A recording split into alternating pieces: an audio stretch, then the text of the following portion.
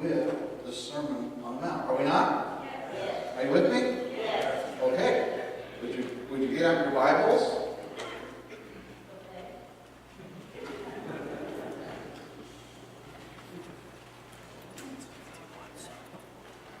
And would you turn in your Bibles? Turn the lights on. That's all we got. All full power, Scotty. All right. Matthew chapter 5.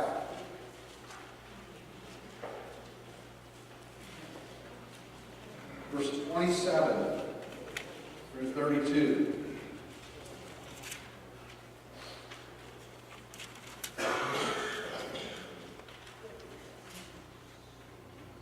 You've heard that it was said, do not commit adultery.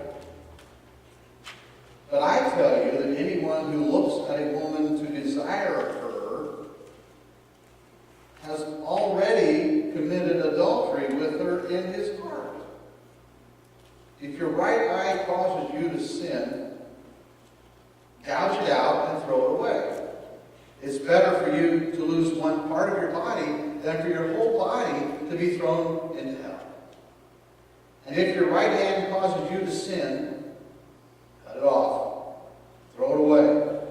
It's better for you to lose one part of your body than for your whole body to go into hell.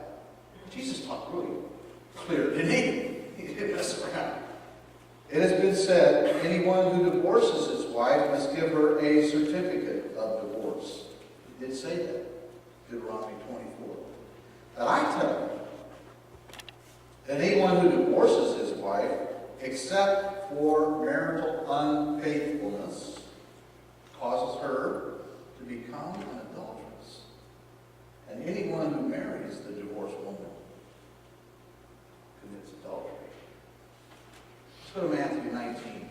These two passages of Scripture are linked up together, so might as well just deal with them all here. 19:3 through 9. Some Pharisees came to him to test him. And they asked, is it lawful for a man to divorce his wife for any and every reason? Have you read, he replied, that at the beginning the Creator made them male and female? Take note of that. And said, for this reason, a man will leave his father and mother and be united to his wife, and the two will become one flesh. So they are no longer two, but one. Therefore, what God has joined together, let not man separate. Why, then, they asked, did Moses command that a man give his wife a certificate of divorce and send her away? And Jesus replied, Moses permitted you to divorce your wives because your hearts were hard. But it was not this way from the beginning. I tell you that anyone who divorces his wife, except for marital unfaithfulness, and marries another woman, commits adultery. Father, talk to us today. Help me to properly interpret and explain and apply this powerful Scripture. May we be receptive to your words. Your Holy Spirit gives us the ability to live out the commands that you have placed before us. Strengthen us. Show us your ways. Help us to be pleasing in your sight in all that we do. And may our marriages especially be so. I pray in Jesus' name, amen. Well, I titled the sermon originally Wandering. And then after I got through writing it, I said, I'm going to add to that. Wandering is not good. Now, when I started out writing this sermon, because I went too long last week. And so when I started the sermon, I decided that I want to make this a 15-minute sermon. Well, it's not going to happen. So, but it is going to be shorter. It is going to be shorter than last week's sermon. And marriage and divorce is one of those uncomfortable subjects that probably all of us are affected by in some way or another, and probably affected sometimes more than what we want to be affected by it, and yet that's the way it is. So Jesus is kind of getting, so let's just get into it. I don't mean get into it like fighting with one another. I mean, let's get into the subject. So Jesus is, first of all, talking about the subject of adultery. You've heard that it was said, do not commit adultery. And it was said, do not commit adultery. So he's not going against what was said. He's going against what they have heard was said. Probably, again, from the oral tradition of Pharisees, or from hearsay, or Sunday school, or PBS, or a liberal campus, whatever where they were. Anyway, so he's wanting them, he's going to take this whole subject of adultery, and he's going to expand on it, and he's going to deepen their understanding, and he wants to go beyond the legal code of what is said, so they understand the spirit and the intent of what's behind the commandment itself. So he begins with that in verses 27 through 30. I'm not going to reread those, but in verses 27 through 30, he talks about adultery, and he basically says this, that adultery begins with a desire, which is a false and a wrong desire. He said, he who looks at a woman, and in the NIV he said lustfully, not what some of the versions say, but in the original language, he who looks at a woman to desire her has already committed adultery with her in his heart. Now, the same would go if a woman had done that as well. So, to look at a woman besides one's wife, to desire her, is the wrong kind of look. Billy Graham used to say, it's not the first look, it's the sin, it's the second. Or maybe the third or the fourth. But it's the wrong kind of desire. The looking can feed the desire, or the looking wrongly can help create the desire. Nevertheless, the warning is very clear to be careful what you look at and how you look at it. And this is one of the reasons why pornography is bad and wrong and sinful. Because pornography feeds a wrong desire, or it can help create a wrong desire. And men are particularly vulnerable to this. Somebody said once that half the guys sitting in church are into pornography. I don't think that's true here. I don't know. I would be surprised if any of you are. But men are particularly vulnerable to this because, guys, we are visually stimulated.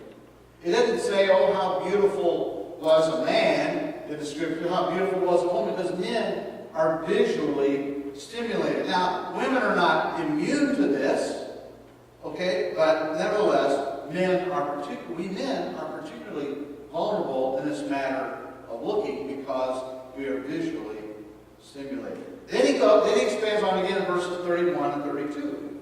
And he expands his teaching on adultery to include, this is where it begins to go with controversial, to include any violation of the marriage vow and the marriage bed. Now, I want you to catch this. This is really important. The Bible nowhere uses the phrase living in adultery. Now, a person could be living in adultery if they're carrying on an extramarital relationship, and yeah, they could be living in adultery. But when he talks here about a person who divorces and they remarry and they commit adultery, and so we think that sometimes if a person divorces and they remarry, that they're, quote, living in adultery, and consequently the implication of that is that they're constantly living in a constantly guilty state. I'm saying the scriptures don't push it that far. Now, divorce and the assumed remarriage violates the original marriage agreement.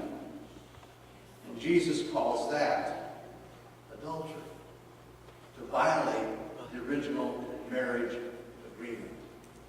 Now the Pharisees come along, we just read in Matthew 19, and the Pharisees try to sidestep this matter of adultery by divorcing their wives and then remarrying them. And when you read the passage closely, it seems like the implication is that they're divorcing their wife in order to remarry. They've seen someone else they like. They don't want to be accused of adultery. And so they divorce their wife and then they remarry someone else. And it's clean and tidy and legal and all that. And Jesus comes along and he says, time out. Not so quick. He says, what you're doing, and they were doing it, is you're violating the original intent of their marriage to be only and permanent.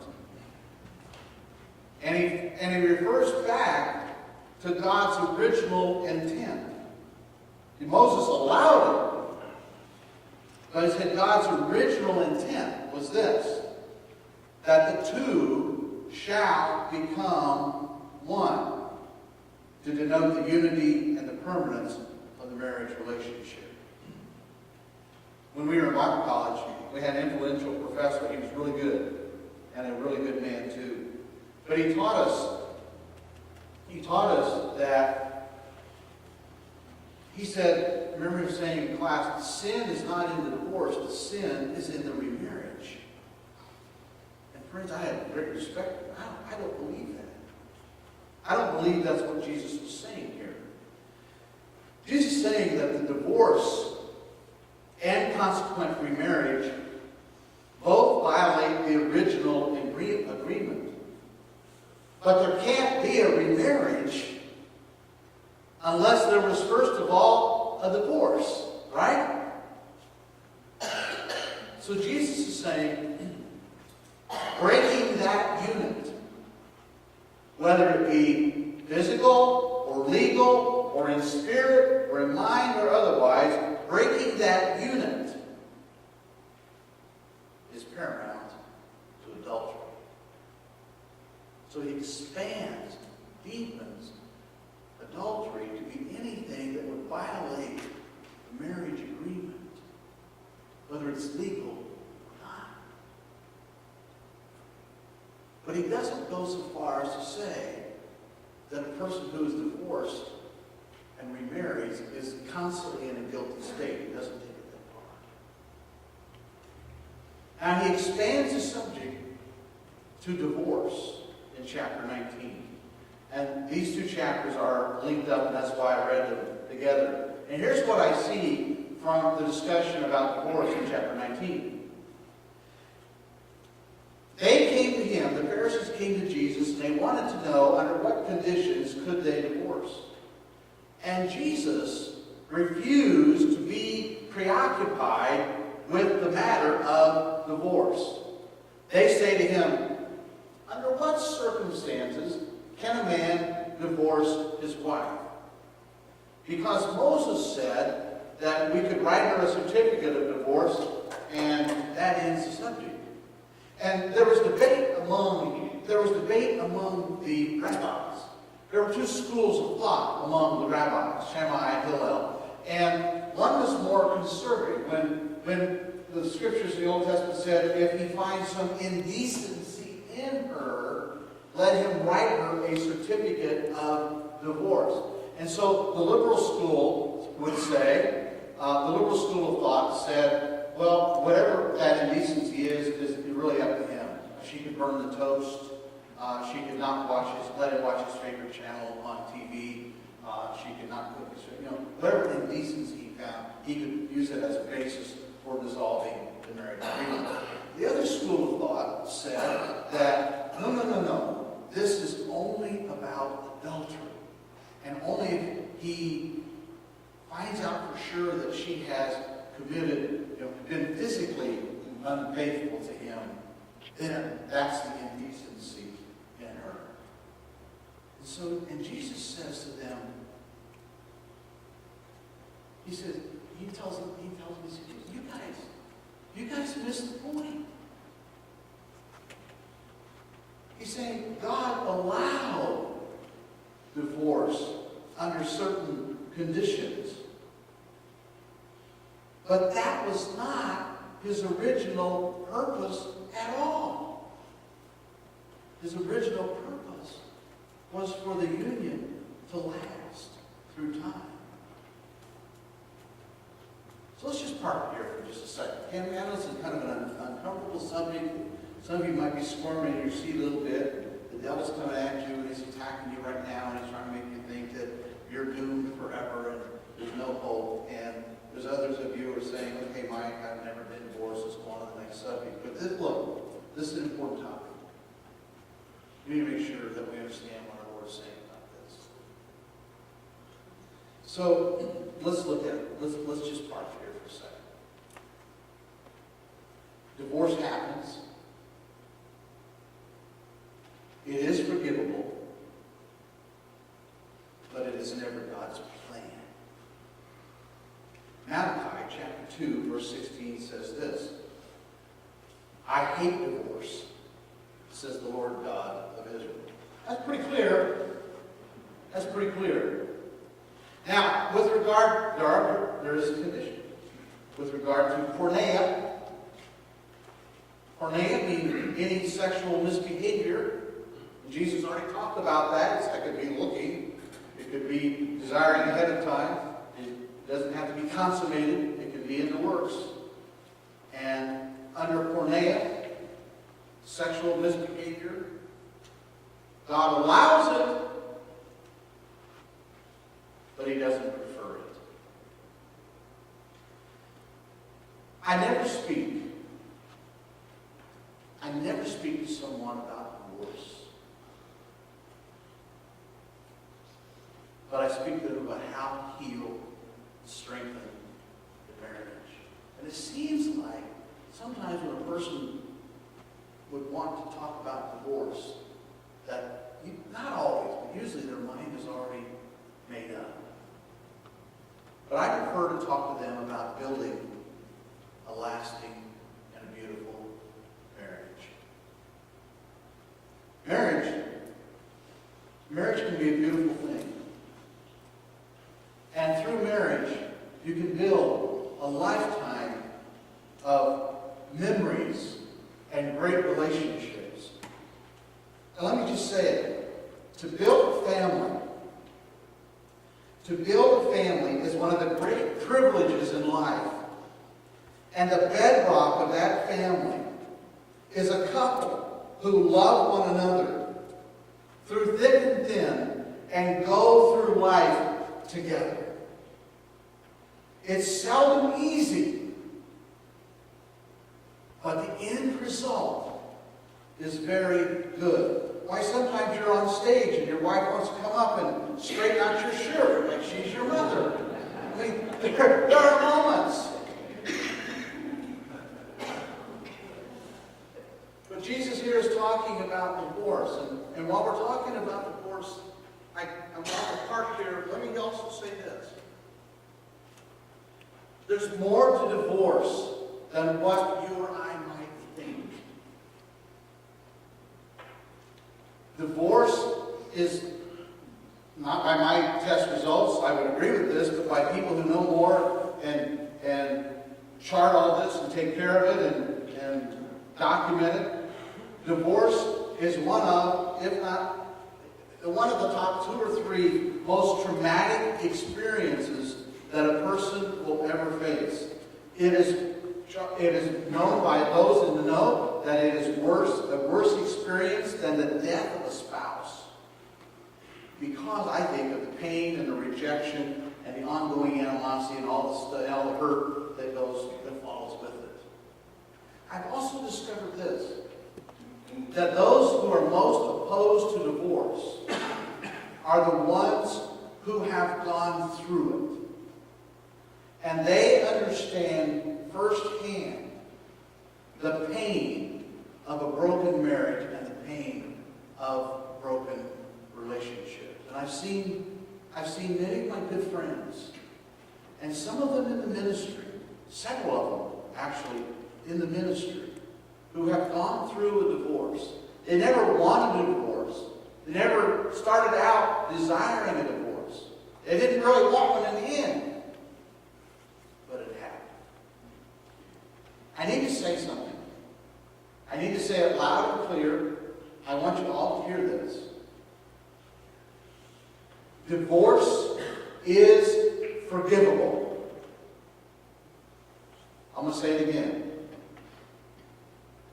It's not an excuse to go out and have one, but divorce is forgivable. Even if you were at fault. And we all are somehow. But even if you were at fault, divorce can be forgiven. And the point is this, that God's grace is either sufficient for all of our sins, or it's not sufficient for any of them. Hear me? Divorce is not the unforgivable sin. So if you have been through a divorce, don't go through life beating yourself up, but live in the light of the wonderful and beautiful grace of God, because His mercies are new and refreshing with each new day. If God's grace is not able to cover all of our sins, then it's not able to cover any of them.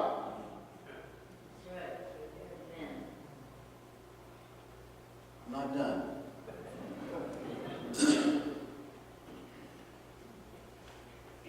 Sometimes, some people who have never experienced that,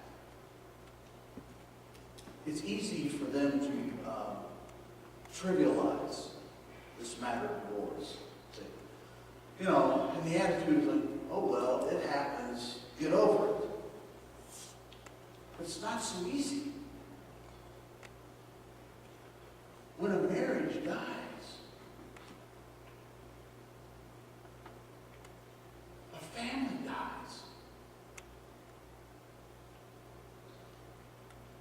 There are emotional consequences with that can go for decades and maybe for generations.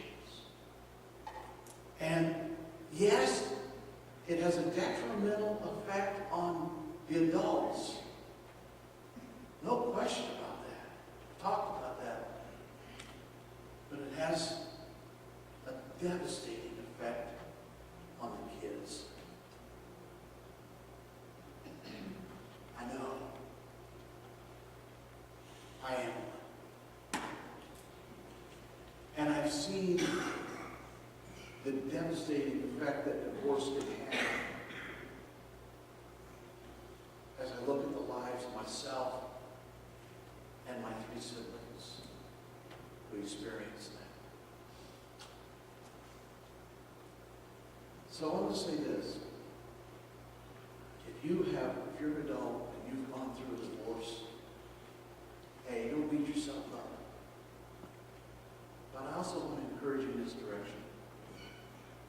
How you handle the divorce can make a huge difference on how your kids respond and hopefully through time heal. How you handle it can make it worse or make it dealable. All right, let's talk about marriage. So several years ago, a man came into my office. He's a member of the church. He is white. You don't know him. He came into my office and he said, Mike, I have a problem. He said, and he had a wife and children, and he said, I met this woman at work, and we have developed more than a friendship. We're having an affair. And he said,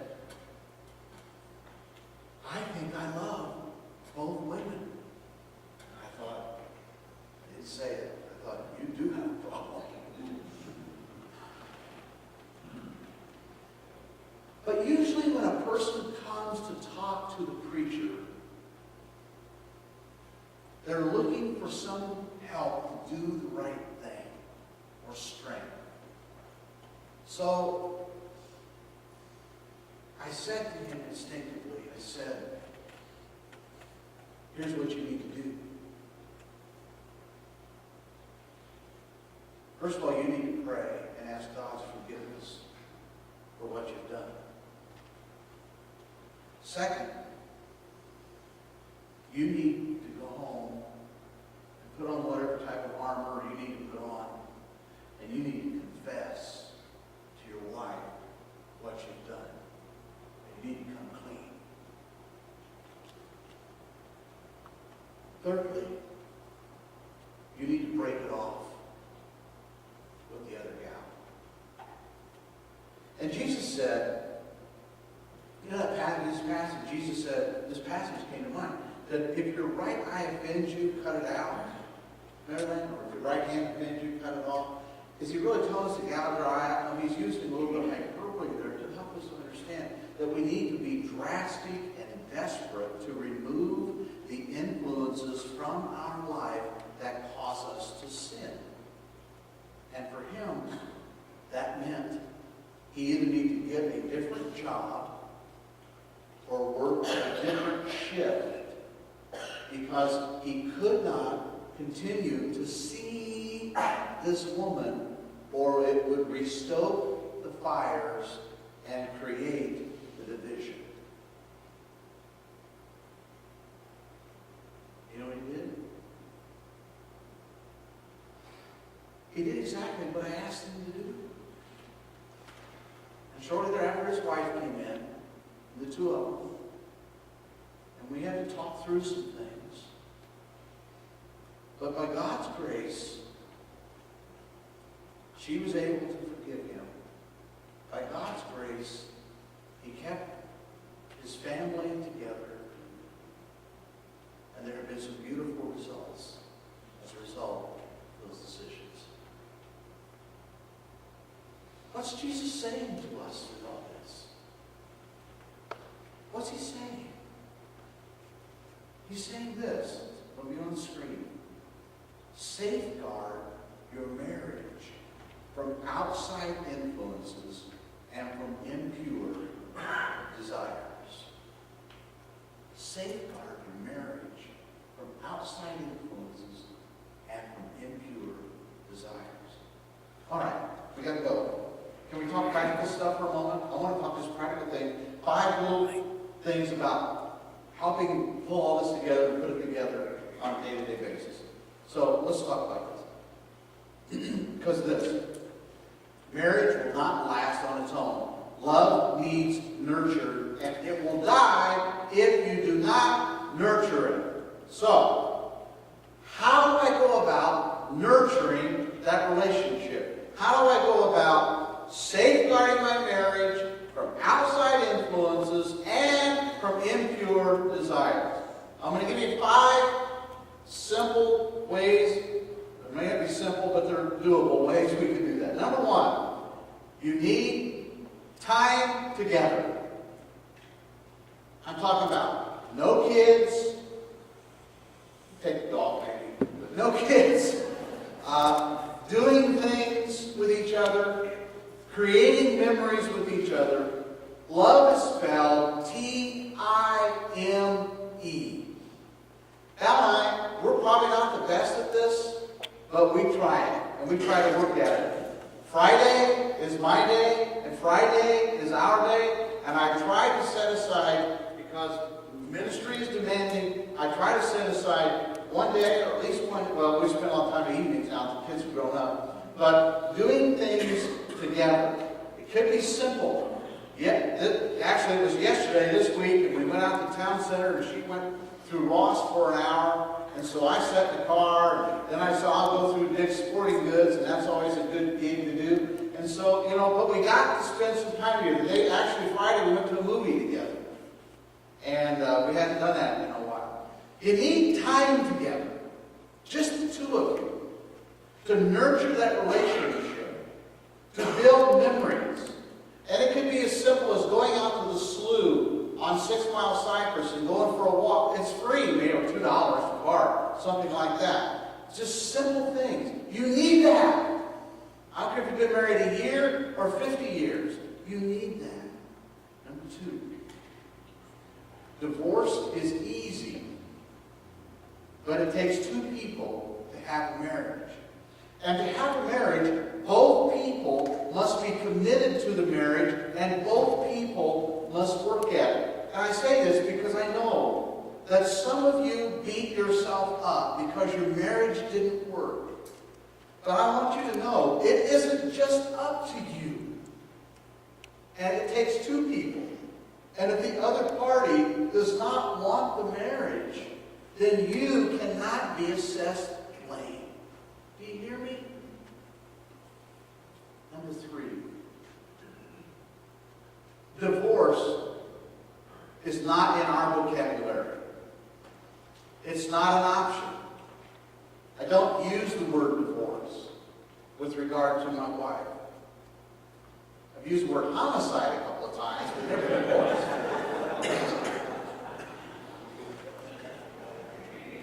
Enough said. Number 4, we need to fix ourselves first. Now this is really difficult. This is hard, but vital. Howard Hendricks told the story of a young couple that had been married about 3 years, and they came to him for marriage counseling, and the husband had 3 sheets of paper that he had written down faults of his wife, and he was going through these one after the other, 3 sheets of paper. And Hendricks stopped him and he said, "Man, if she's that bad, why did you marry her?" And the guy said, "She wasn't like this when I married her." And Hendricks said, "Oh, so you made her that way." We've got to take a hard look inside. We have to look at ourselves first, and then we can look at the other person. And that's hard, but it's vital. And number 5, this might be the most important one. Your relationship with Jesus is vital to your marriage. No question about that. That cuts a couple different ways. Number 1, we're accountable to Him. And if I'm accountable to Him on a day, if I go to Him on a daily basis and I'm seeking His favor and I'm seeking His face and trying to do His will, then I'm not going to talk to my wife the way I would probably talk to her if I was just living in the flesh. Right? I would not talk to her that way, knowing that I'm going to have to deal with Jesus tomorrow morning in my prayer time. Or if I don't deal with Him then, I'm going to deal with Him later. He's going to deal with me later. So I'm going to be accountable to Jesus how I talk to this woman. It's bad enough I'm accountable to her, but I'm accountable also to Him. But also, our relationship with Jesus is vital because our relationship with Jesus gives us the power to really love when ordinarily we wouldn't choose to do so. And this is where the Beatitudes, I keep going back to that. This is where the Beatitudes come into play. Because the Beatitudes, those spiritual qualities we talked about a few weeks ago, those spiritual qualities are absolutely vital for any relationship, and particularly for a marriage. Blessed are those who hunger and thirst for righteousness. Blessed are the merciful. Blessed are the meek. Blessed are the pure in heart. They shall see God. Those all help to create a marriage. Okay, I'm going to close. We got to go. I did not keep it to 15 minutes. You knew I wouldn't, and that's the way it is. So I only get to see you once a week, so here we go. So, there's a book. I don't normally close this way, but I want to recommend a book. It's by a guy by the name of Peter Cesaro. Did we get that? There it is. You're going to take a picture of the screen? That would be fine. We'll take a picture of the book. I'll get it away from my face. No. Anyway, it's called Emotionally Healthy Spirituality. The subtitle is, It's Impossible to be Spiritually Mature while remaining emotionally immature. We're going to have a class on this in the not-too-distant future. I'm going to try to do it in April, I believe. We'll do it in April and May for 8 weeks. I'm sorry some of you will be gone. You're back next year, we'll do it again. So, but you get this book, you will find this book very insightful and very helpful in your relationships. You know that part where it says, when I talked about we need to kind of fix ourselves before we fix the other person? This helps with that. It's a good look in the mirror. And it'll also deepen us in your relationship with Christ, which is so hard. So, okay, let's pray. Give me enough to think